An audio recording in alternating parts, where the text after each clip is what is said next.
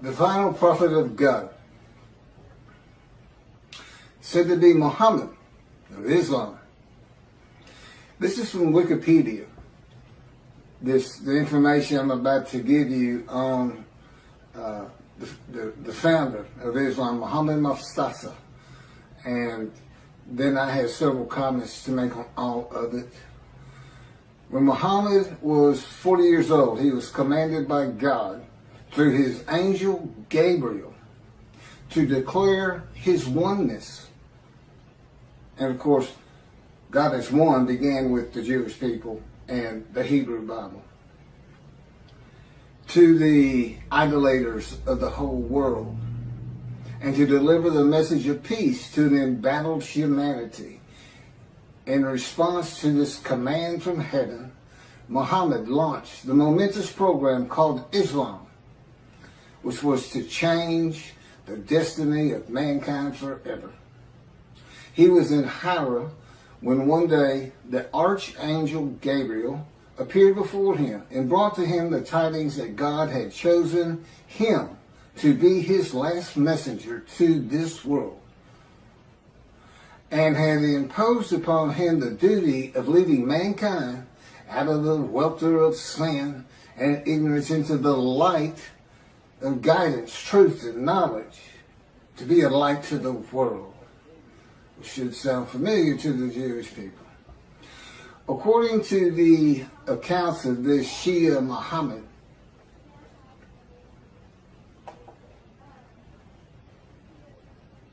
well, I'm working on this. Again, I'm just getting started on all this. And I have a computer in front of me because my cell phone is not responding correctly this morning, and the Lord wants me to get this done. And, Gabriel's not an angel. Clearly, they plagiarized the Hebrew Bible and put into their own cultural laws and norms and what they consider morality. And of course, Christianity is based around a story. Just that, a story. They call it the greatest story ever told. I agree. It's a great story. Billions of people have been deceived into believing it. Now, I can understand the people of antiquity believing it, but the people today believing it,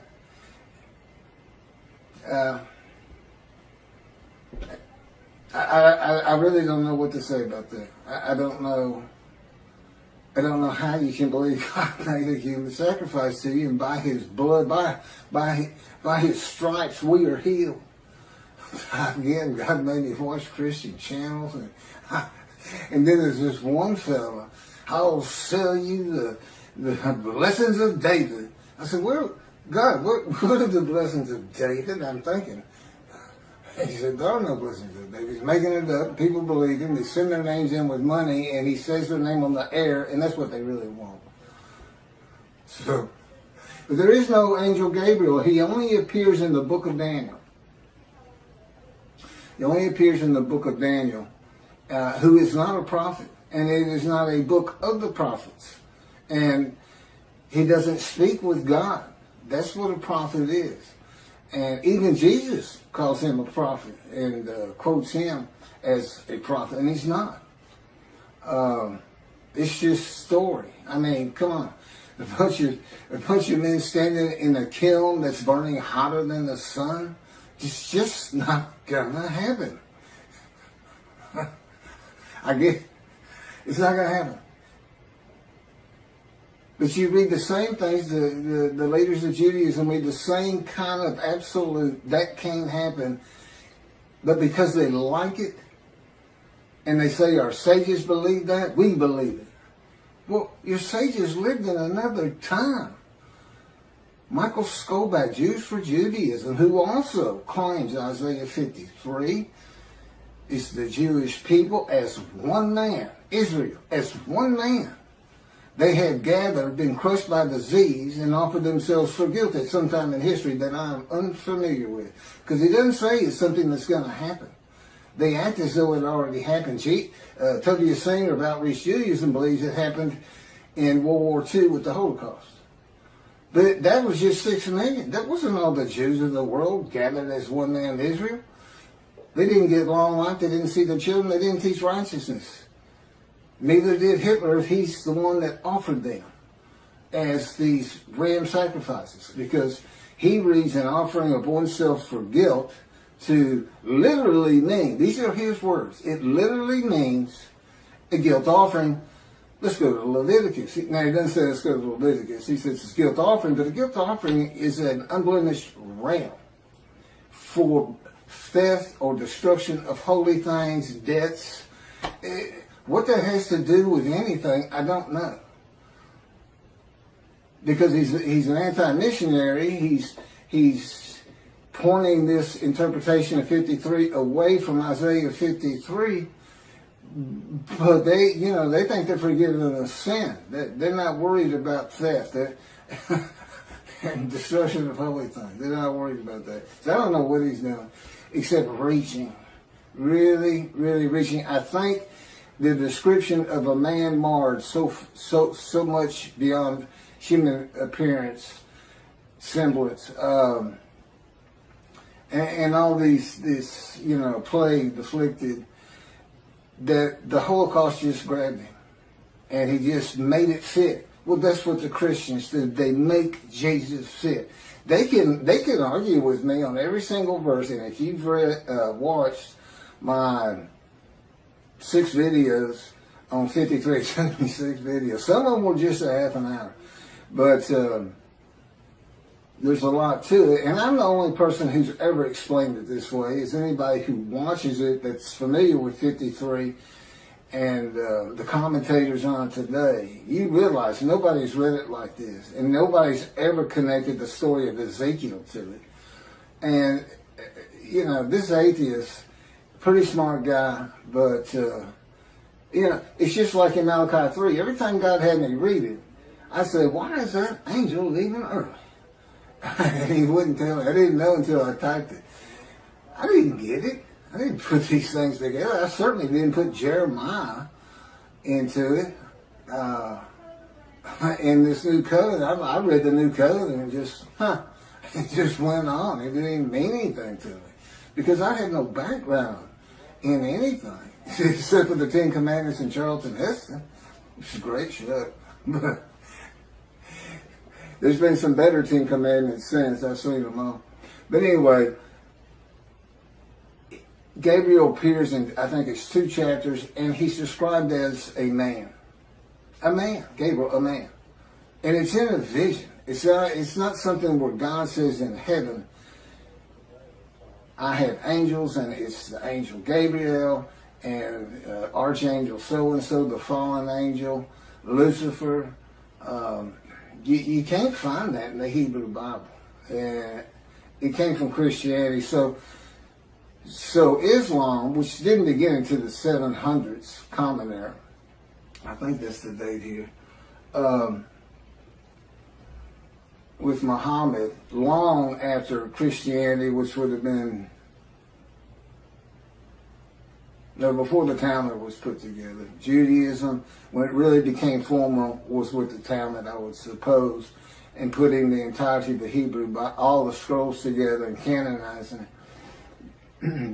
And it looks like they plagiarized both books. Both books. And like I said, put their own cultural laws, rules, morality, and philosophy into it, but taking the basics. There's Abraham. He's in it.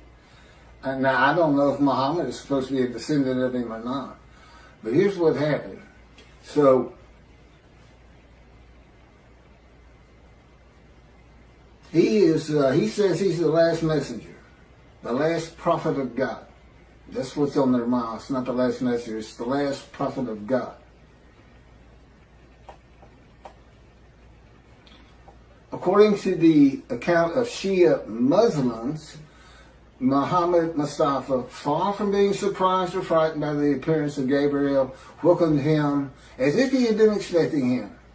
Gabriel brought the tidings that Allah had chosen him to be the last messenger to mankind, and congratulated him on being selected to become the recipient of the greatest of all honors for a mortal in this world, from Islam, the birth of Islam, and the proclamation by Muhammad of his mission.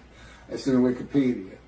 Muslims believe that the Quran was orally revealed by God to the final prophet, Muhammad, through the Archangel Gabriel, incrementally over a period of some 23 years, beginning in 609 Common Era, when Muhammad was 40 years old. That's an oral tradition. That sounds familiar. That's what the Talmud is. It's the oral tradition written. So it wouldn't be forgotten.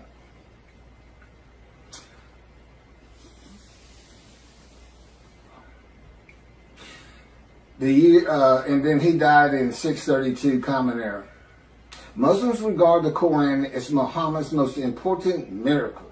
He worked miracles like Jesus did. You know, he could bring tidal waves with fish to feed the multitudes. And Jesus fed 5,000 with 2 loaves and 5 fish, or 2 fish and 5 loaves, something like that. Fed 5,000 people. And a proof, his book, the Quran, a proof that he was a prophet, that God spoke to him through Gabriel, the angel. And this Quran was the culmination of a series of divine messages, starting with those revealed in Adam and Eve, and ending with Muhammad. According to tradition, several of Muhammad's companions served as scribes and recorded the revelations. Shortly after his death, the Quran was compiled by the companions who had written down or memorized parts of it. That's from Quran in Wikipedia.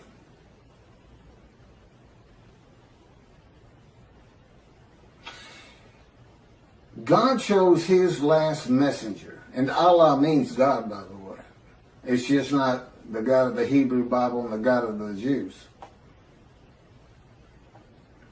God chose the last prophet, the last messenger, long before the time of Muhammad, when Malachi wrote Malachi.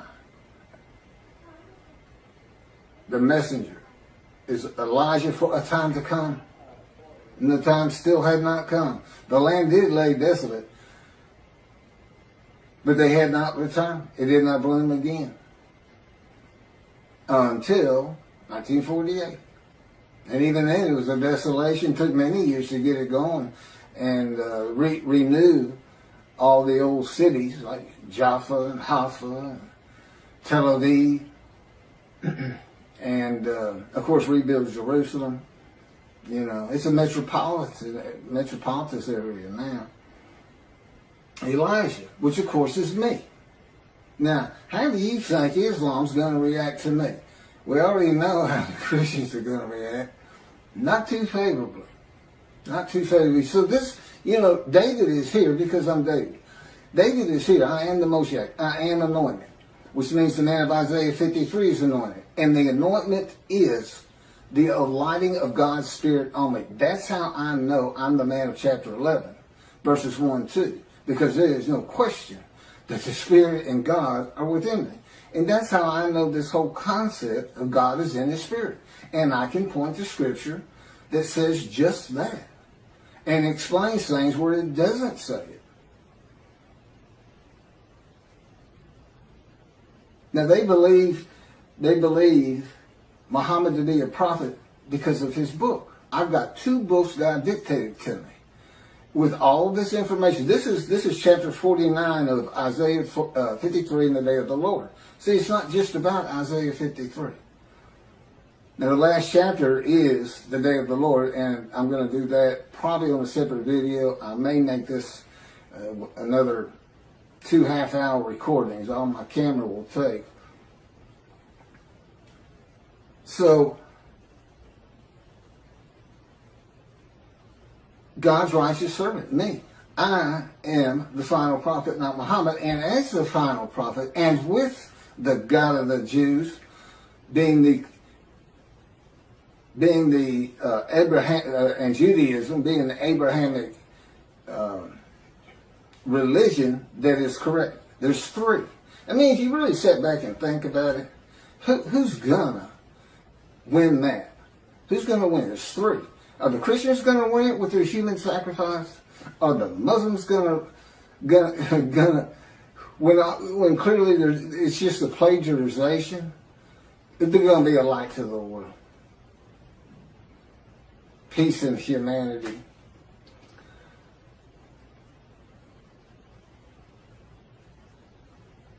And they got there by stealing somebody else's book. They took the book of the children of God also. The Christians attached it. At least they didn't attach it to the Quran. You know, I mean, that's a plus in their favor, I suppose.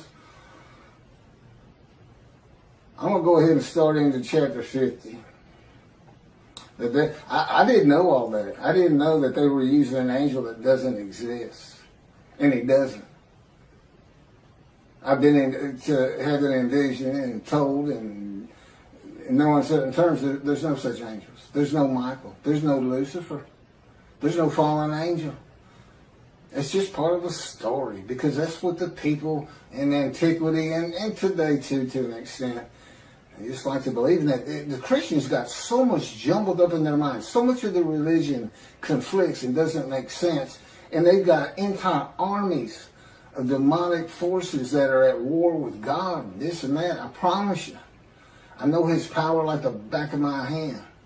And there's no contending with him. Whatever he thinks is.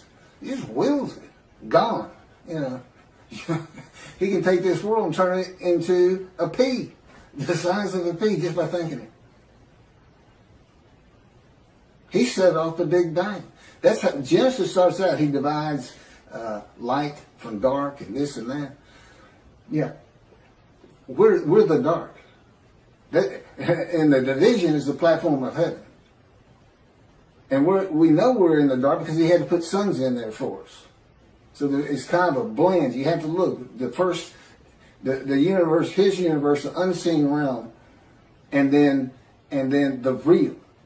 The universe of real, which is like, you know, objects, solid things, stuff you can see, came with the Big Bang. And it's all within his original unseen realm. So we're a universe in a universe. It's not parallel universes, just one inside another.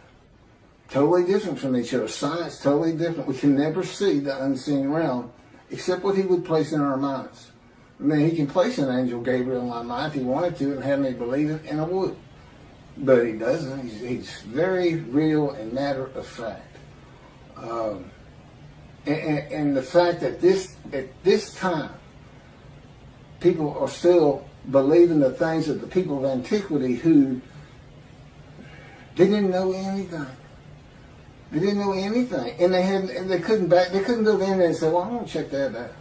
I don't know about that." You know, they couldn't. There's no bookstores, no schools, no teachers. About all you could learn from the wise men was the Hebrew Bible for the Jews, and they spent their life in that book. Well, I have it. I read it started reading it when I was 50, and it's only because God was teaching me that I have the knowledge that I do have. It's just not possible that any man could do that, and I know I could. So, anyway, the day of the Lord. Now, this is interesting because I had kind of forgotten this entire chapter.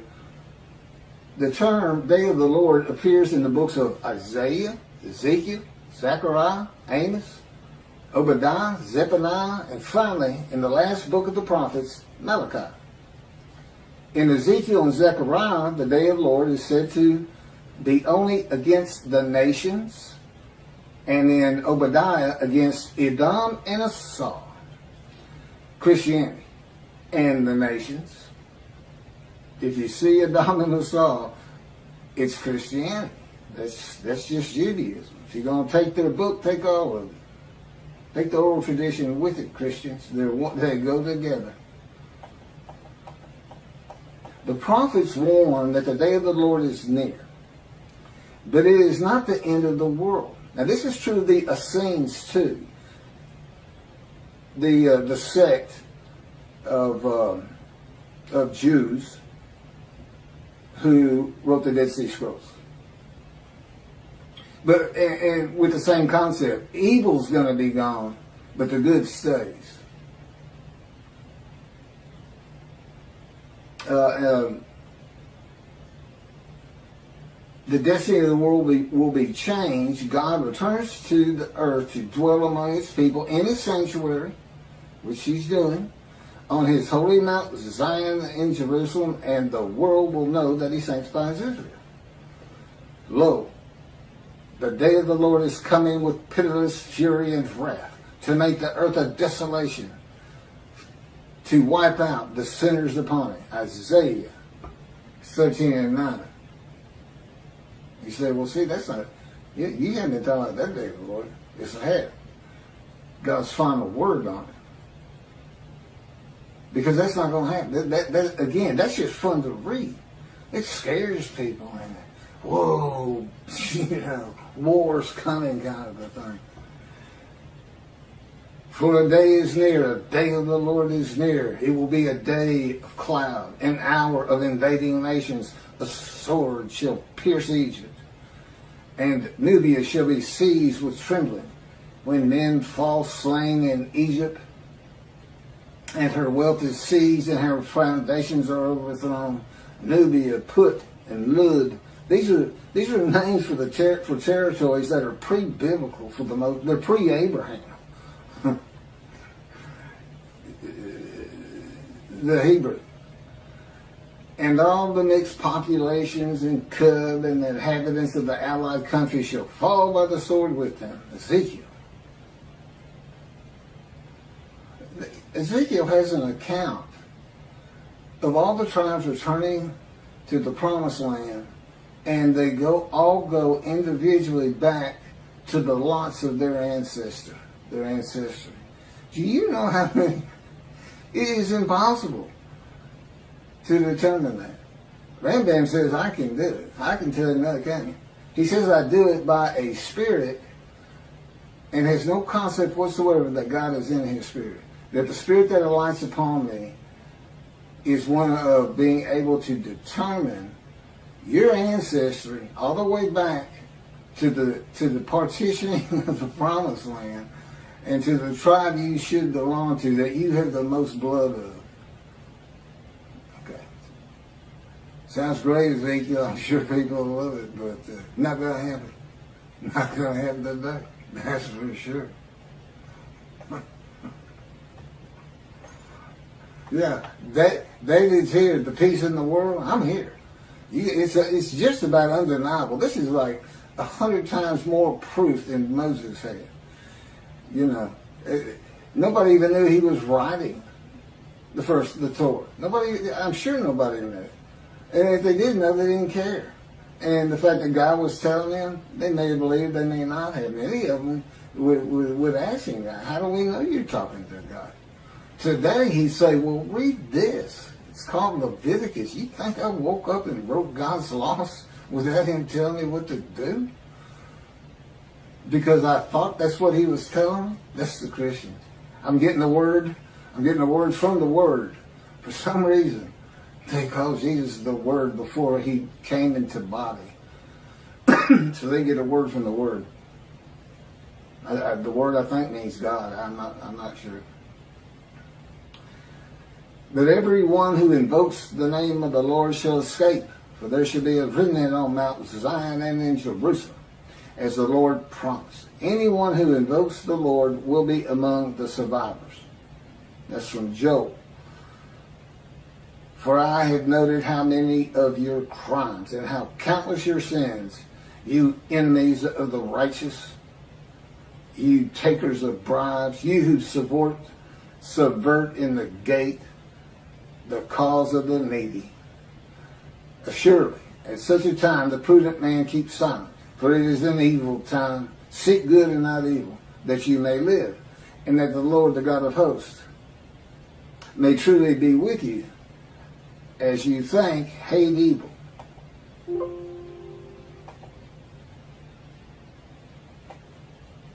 So here's some morality in a great story. Day of the Lord. And love good. And establish justice in the gate. Again, the Essenes had gates. People like to hang out at them, as you can imagine. and tell stories. What else are they going to do if they had enough food and everything? And have all your friends clapping you on the back. Great story, great story. Look at all those Gentiles gathering around. Tell that Jesus story. Tell the Jesus story. Then look at them. They get all giddy. And they'll throw you some money. Yeah, it could happen. Could be like that.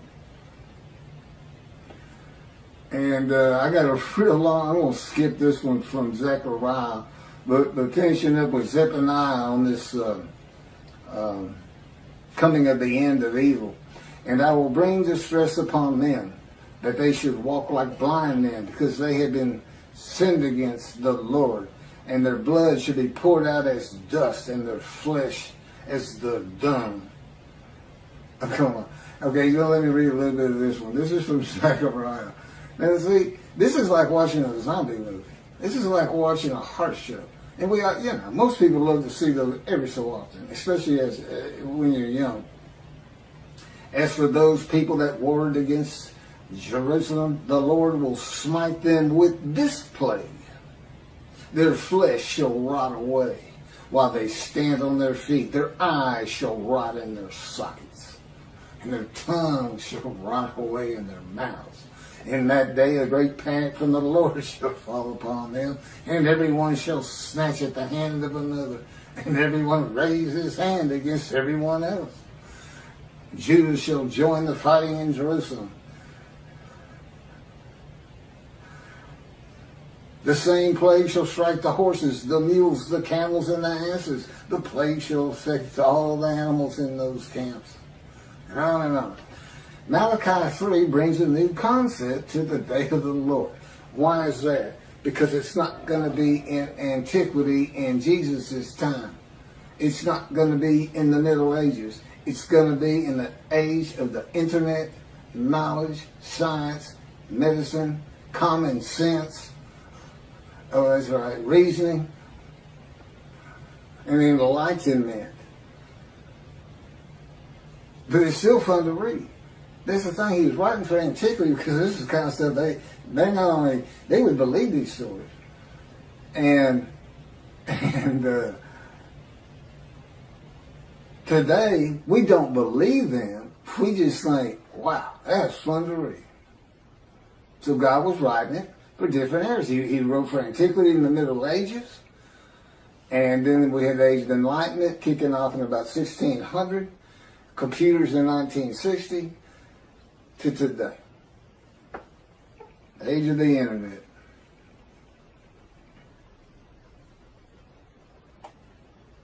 So what new concept in the day of the Lord does Malachi bring? It's God's final word on the day that he's preparing, where the new covenant is delivered. And again, he knew they were going to be dispersed, and apparently he had a pretty good idea when they would be coming back. Okay, it's the final word of God, not only on the day of the Lord, but with the new covenant. What's he saying? What's really happening? Get away from all these fun stories. He's coming with a covenant of friendship. He says, you're going to be safe from now on. The nations of the world is going to know I sanctified the Jews, that the Jews were correct about the Abrahamic religions. I'm going to build a temple which shows I have sanctified you, because nobody's going to want you to build it. You know, the Gentiles of the northern kingdom, imported by Assyria, didn't want the second temple built. They obstructed the building of it and tried to stop it completely with letters to Cyrus or to whoever was leading Persia in that, at the time they sent the letters. And he says, new covenant, everybody's going to be sin-free, holy seed. And since he did the same thing with the exiles, he never says, I'm making you a holy seed to build the temple. He never does say that. But that is what happened. And it's going to happen again. He's going to have that temple built, I don't know, 10, 20 years from now. I don't know. Presumably before I die. But now David, he died before the building of the first temple. Although he had a lot to do with gathering all the materials for it and the wealth that went into it. and Solomon had a home to be honored. There's always a lot of things happening again that are real. As a matter of fact, it took longer to build Solomon's house than the temple. So he must have had a pretty honorable abode, right? That and God talked to him. Now, God doesn't address the nations. As I started out, these different days of the Lord's in the various books, some are just pointed at Christianity, some is the nations. They kind of differ. But Malachi 3 is real clear. It's the Jewish people, the people of the land of Israel, as much as anything. That's the focus. When I come back, the sanctuary to be placed amongst his people in Jerusalem. Although the covenant, the friendship covenant does not say in Jerusalem. I think that's pretty much implied.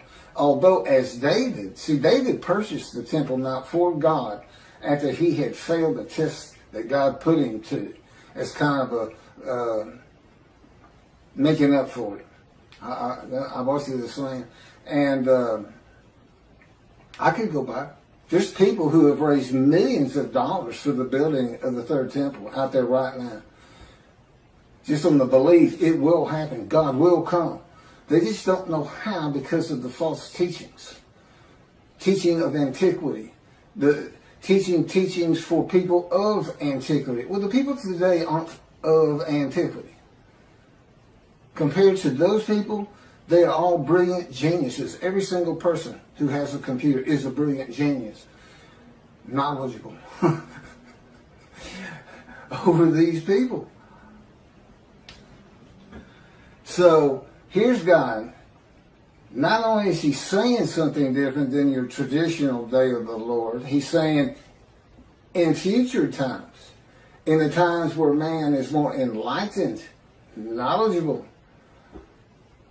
we're just going to build sanctuary and everybody's going to be safe because that's just going to keep people from picking on you as much as they are, and they'll have it in their minds, just don't mess with them. That God could be in there. Your God might be there after all. Keep the Middle East at bay. And of course, when I die, that's not to say God's not going to continue on as he did with Solomon, with Elijah, that was followed up by Elisha. The Davidic dynasty was supposed to continue the line of David, but I don't believe there's anything his covenant does. Well, my son's a great guy, and God says, would you want me to put him through that? What you've been through? And I thought about it. I said, that'd be good for him. I mean, I wouldn't wish that pain on anybody. But it changes to so much for the good. And you can't really feel another person's pain. I know that pain. I still live in it. You can't imagine what happened to me just 2 months ago.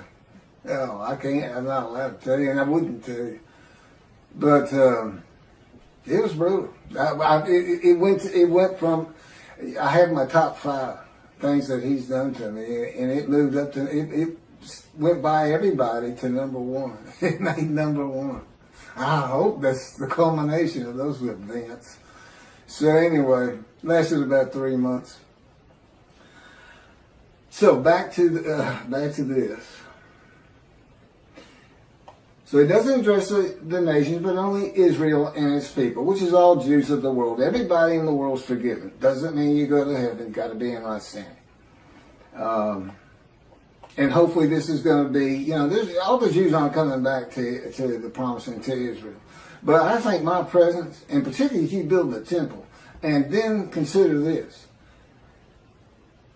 The nation, if you think the Christians are friendly to you today, you're not going to be saying that 2 or 3 years from now.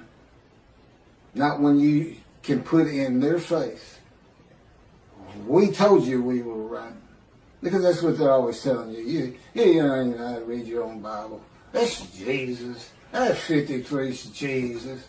And you've got all the arguments that I'm putting before you. By the way, this Isaiah 53 and the day of the Lord, every single one of the 50 chapters is summarized in a paragraph. A few of them 2 paragraphs.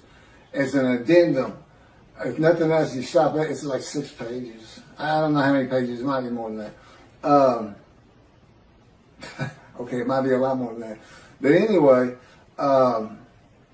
if you're in a bookstore, just flip to the back, read the addendum, and just see all the different things that are addressed that really aren't Isaiah 53. The first 20 chapters are kind of like, you need to have this knowledge. You need to know about angels and God and his angel. And a lot of I've kind of broached, but moving on. God says, of course, you've heard this, behold, I'm sending my messengers to clear the way before me, to build the temple, and the Lord whom you seek shall come to his temple suddenly. The messenger is Elijah in verse 23. As for the angel of the covenant that you desire, he's already coming. I've talked about that. The angel of his presence brings the new covenant, Jeremiah 31. All Jews are forgiven of their sins and iniquities. And it's going to be when I get my books published. That's when it becomes official from God's mind. And even then, it has to be people who find out about it. Once you find out, whether you believe it or not, but when you start hearing you're sin-free, that's when you need to avoid the evil inclination and really, really stress your Judaism and learning your Torah, which is the effect God expects, Torah on your hearts. And heed God, revere, and esteem his name. Because you don't want to miss what he's preparing. You don't want to miss it. You don't want to miss watching the evolution of the Jewish people from Abraham. He's going to pick, the guy's name will probably be, Poindexter or something. Who knows? He's so funny. But I'm sure, okay, it'll be serious, God says. He says, I let Keith cut up a lot. He's a human being. It's good for him. And I play along some. But he'll tell you, it's not nearly enough. Or it's too long. Or it's not long enough. God recognizes that the forgiveness and equities and sin of Jewish people will not cause all to heed him. And in Malachi, he says, I know there are those that don't. Those that do, I'm putting in the scroll of remembrance. In Christianity, believing in Jesus and accepting him as his one Lord and Savior brings sin forgiveness and entry to heaven when he returns. I've covered that. Even if you've committed murder and other crimes against humanity and God, and that's just not true with the God of Israel. He's not going to have bad people up there. But that doesn't mean you don't want to practice Judaism. Because I know the Jewish people like to focus on life today. The heaven that the Christians dream of and think of is not first and foremost for the Jew. It's being a light. It's living life as well as it can with all these instructions God gave us on how to do it. And so this is bonus time, and God knew that. You just have to understand, he's able to play these things out in his mind as though he sees the world, the evolution of generations and cities being built and things being invented and knowledge and universities coming in. And he can just watch it all happen, and he can see what's going to happen to the Jews. He knows they're going to get destroyed in Europe. And he'll tell you, okay, I'm not supposed to go into that. Maybe someday. But moving forward here, I just keep that in mind. He knows it's going to be a modern time. And here I am. And listen to what he's having me tell the rabbis. And you know what the effect of that is? It's not a metaphor like Torah on your heart. But, he says he forgives sin, that makes everybody learn Torah. It's really two separate different things. But, so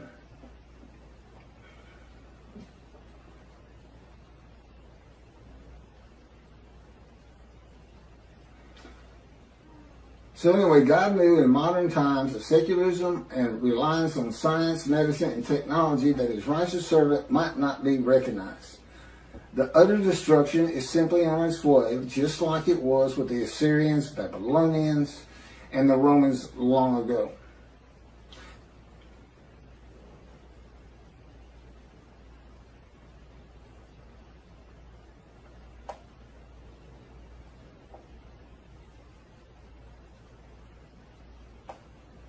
There's no mention in Malachi 3 of the destruction of the nations, as it is in some of the books and chapters and verses that I just read at the beginning of this video, or at least on the day of the Lord.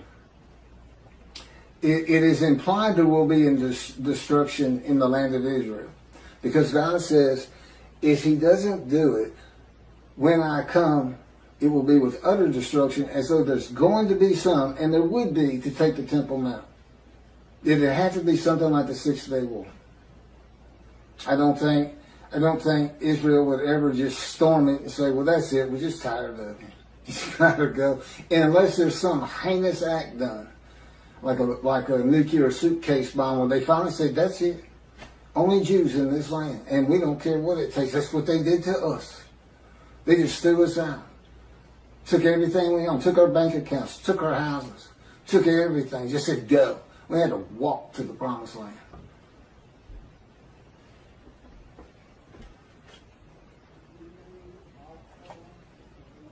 But it's the building of the third temple.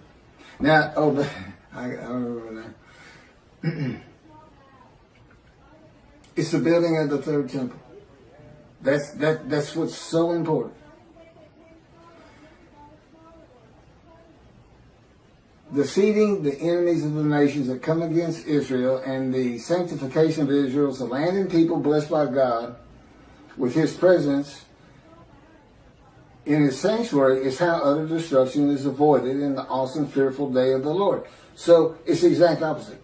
He's not coming to destroy evil. He's coming to safeguard the Jewish people, so we don't see a Holocaust again.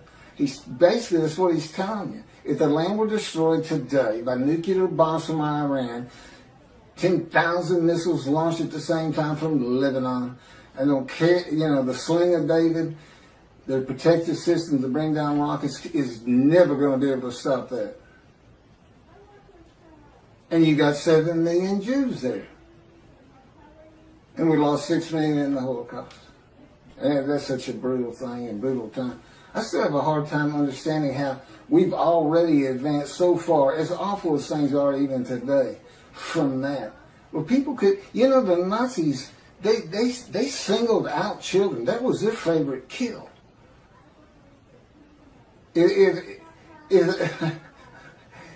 they were running low on bullets, instead of shooting the kid or gassing them, they throw them in those kilns alive. So, that's just, and it's a people. It's not some madman. It's not Dahmer. It's not just one crazy person out there. It was an entire country, and it wasn't just there. Russia was doing the same thing. They were hauling them out of their houses, making them dig ditches, and just going down. Family members, father, son, kids, or kids first, then throw them in there. Whole blocks, whole neighborhoods. I don't want some of the visions he's given me to make me really feel and understand what would it be like for the Gestapo just break down your door and you're sitting with your family at dinner and you have no clue who they even are, and all of a sudden everybody's being murdered, and your girl's raped first, and your wife. I mean, and he put me into it's, we can think about it and be horrified. But he can make it so real, it's as though you're there, but it's still different once you come out of the vision. It's a lot different. One, you're not scarred by it. But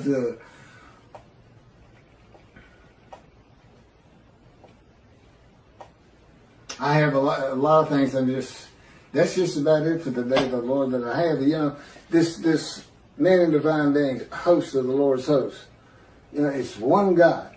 It's the oneness of God. Of Israel, one angel, and it's the angel of His presence, who doesn't have an angelic body. and he's in as one man, the Moshiach, the anointed one. And the anointment is the spirit of lighting and answering you. That's the anointment. There's no oil as in our world of the, I call it the real, and God's world, the unseen realm, which is a universe inside a universe, and he's responsible for this. You know, he made a division of the heavenly bright white lights, you can't even see in it. That he kind of shows me in visions when we're dealing with David in the temple. It's not the same temple that's on the ground here. It's different, but still the temple, still got the walls. There's a lot of similarities, but in one vast room, it's that bright white light, and in the other is the king's throne and the water coming out and flowing down the steps out front. And till here he is in a future time. See, a time is coming in the future, in the year. He didn't say in the year 2020 or anything like that. But again, he knew exactly what was going to do. He knew to come to me in 1957 or select me when the first satellite was launched into the air by Russia, Sputnik. And he said that's when he touched my arm and disfigured me. He really won't. You know, you say, well, how can you not trust him or not believe him or this or that? Because I'm in the fire of refinement. Lying to me is just part of it. And he finds it so humorous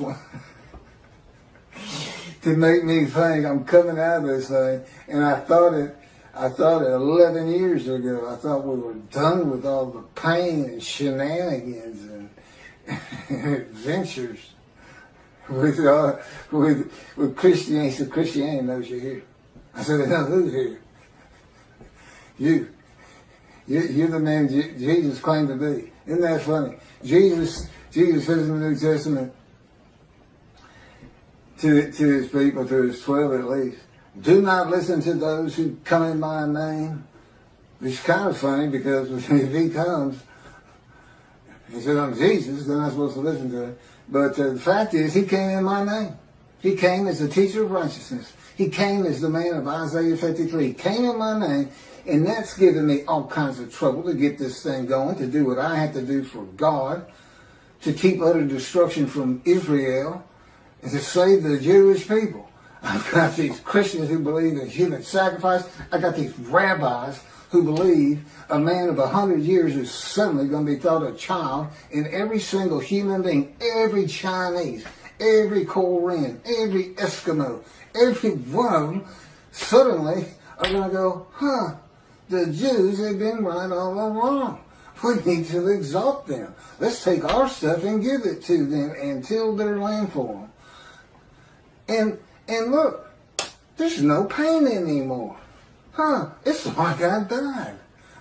The messianic eras of the heaven on earth.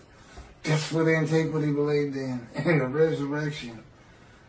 So I got to deal with that. Aren't they supposed to be protectors of the Jewish people? Follow God's laws, have better lives, morality. Look at, you don't just go hurt people. You don't keep people from doing what they need to get done with lies and false teachings. Oh, I'm sorry, I fell into the rabbis again. I call it a lie when you say the Jewish people gathered as one were stricken and plagued with disease as one, and as one offered themselves for guilt to God, passing the test of devotion, and that they then went out and had long lives, all saw their children, and they made the rest of the world righteous. Well, let's see you do it, Israel. Hey, rabbis, Tobias Singer, Michael Skoback, all you people who preach Israel as the man, the Jewish people, described in Isaiah 53, I want to see you, since you want me to go build a temple as David, you want me to bring peace between the nations and throughout the earth, you want me to end pain in the individual, you want me to teach billions of Chinese how to speak Hebrew, That's what you want me to do? I want to see you make the world righteous. I'm the righteous servant, and I dedicate it, and I pass it to you. How you like that? I'm not going to let you stop me, and guess what? I got somebody behind me that you don't want to contest or contend with. Because people throughout this land are going to hear this very speech about you and Jews for Judaism and Outreach Judaism, your 900-page book, which I shudder to even think about opening personally because of your midrash on Isaiah 53, which you had posted on your Facebook notes, and I was one of your friends, and you said in it, share this with everybody. You gave me the right to use it as long as I don't slander you, perjure you, and guess what? God had me type in Isaiah 53 in the day of the Lord, which will become a bestseller someday. A big part of your midrash on the human sacrifice of the blemished rams by Hitler, which shows that Isaiah 53 describes the Jewish people, 6 million of them. Well, that's all I have on the day of the Lord, and doing my job of bringing the wrath and bringing the reckoning. I'm the righteous servant, I'm David, I'm Elijah, and the prophet like Moses. And soon to be published, a new song God had me write. And I am an eternal priest of the order of Melchizedek and King David, and a rightful king. That would be leader. It's the same song David used. It's scripture. When David wrote it, God told him, David, write this down, a Psalm of David. My Lord said to his Lord. And there we go again with Christians. They say that if it's the Lord and he's talking to the Lord, that's God of the Trinity talking to Jesus. What's the problem? One of them's capitalized and one's not. What was the other big reason? Well, just read it. It's a song about him. It's written by somebody who works for King David, a servant, something in the kingdom. He's writing of him when you read it, because he would be Lord to this man. He's a lowly servant. Yes, Lord. You know, he's a king. That's what you say. It's not Jesus. It's not meant to be Jesus. It's not what do they call it? Epiphany of Jesus? I don't know what it is. God wrote stories that have meaning that's just not right there until you know the story of Jesus. I got to end with this, since I apparently still got a little camera time. So, nothing is ever written about Jesus. Okay, nothing in Dead Sea Scrolls, nothing by them. No commotion at the gate, Essening gate with Jesus saying that, you can't say you're the righteous servant, because our founder is the righteous servant. And, no altercations noted in the New Testament. And there would have been, God tells me, a pretty contentious group out there. Not a lot of law abiders. But I said, I know, I had to deal with them. I think I was tough on them. Should have tried to deal with them. So, until 70. What happened in 70? The first big Jewish revolt. 500,000 Jews defeated. Battle after battle. People don't think the Jews fight. They fought for every inch of Jerusalem they could get. And then there was another revolt, and then another revolt. And they finally, it's like being in God's fire refinement. They were in the Roman fire refinement. They said, okay, that's it, let's get out of here. Thanks for the land, God, we got to go. You made everybody mad at us. We're saying we're the chosen. What? So, that's when the first book, so you can see these two rabbis, trudging along through Syria and heading towards Europe. And what are we going to do for money? What are we going to do? I got kids, everything. I can't go to synagogue and make money. That's how I make my living, is teaching the Hebrew Bible. His friend says, first says it's Shlomo. that story about the Jesus. I get money every time I tell that story, especially if I change it up a little bit. Every time I tell that story, boom, I got lunch, I got dinner. I sometimes have food for the next day. They love it. They just get all, I believe, praise Jesus, fall on the ground. Holy rollers. That's where the first holy rollers came from. If you don't know what that is, look it up. He says, they love this stuff. And Shlomo looks at him and says, oh, you got to be kidding me. You can't put that story in the Hebrew Bible. You can't connect Moshiach to that. He comes in, rides ass in Jerusalem, and defeats Rome, and becomes king of the world. What are you talking about? We'll just change it. Maybe it was the writers who were deceitful. It would only be because there was no Jesus. Nothing written about him. Are you kidding me? Man's walking on water, feeding everybody. The blind see, the crippled walk, dead or risen. You think he'd have probably taken the Roman leader's position from him. That's what he would have done, and just made them leave. He'd used his head instead of trying to fight them hand-to-hand combat. I guarantee you, the revolts would have had more success, although ultimately beaten down just by numbers, if God in me had been there with this unit, this human body, or any other human body. Just because he knows everything. He said, it'd be more like the Americans fighting the British, hiding in trees and bushes and stuff. So anyway, thank you. Tell anybody who's interested in Isaiah 53 that there's a new take on it. There's new explanations. And tell them it's the leper scholar. That's from the Talmud, Babylonian Talmud. There's actually, it's quoted something, Sanhedrin 9b.